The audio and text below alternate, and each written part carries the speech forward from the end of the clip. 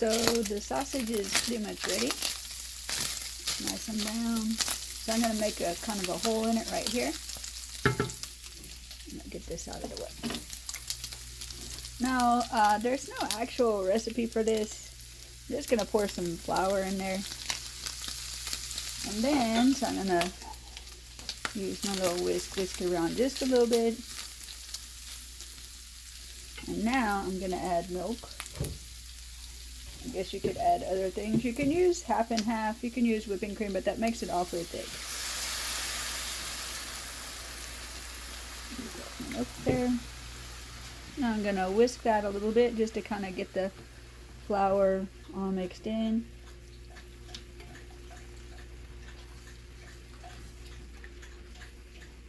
And this may not be enough liquid, but it is getting nice and thick already. That's a, oh yeah, that's nice and getting thicker. So I'm going to add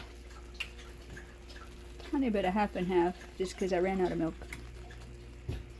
And then sometimes you can add water too. A lot of people do it like flour and then some people do it flour and water and no milk, but that's just wrong. That's like a crime against nature. This is the South. Let's get real. You need some milk and butter and the fat and good stuff in there. Otherwise, can you really say that you're from the South? I don't think so. Okay, so here's this. This is actually probably going to be a little too thick. I'm going to add me some salt and pepper in there. Again, this is always just kind of to taste. Most Southern recipes don't have exact amounts unless you're making like a cake or something like that. But this kind of stuff, you don't really get exact amounts. It's just you taste it, it tastes good, then it's done. So this is like literally sausage, flour, eggs, not eggs, milk, and then salt and pepper. That's it. Now I might add a little bit of water just to thin this out because it is kind of thick, but pretty much we're done. I can turn that off. Now I'm going to put it over some biscuits. Okay, so the only thing left to do now is we're going to take spoonsful of this and we're going to spoon it over our biscuits. Don't judge, these biscuits are tiny. I made them really small last time so I could feel better about myself and my life choices. But anyway, these are my biscuits and gravy. I'm going to pile this on there because, hello, biscuits and gravy. There we go, like that. This probably needs a little bit more.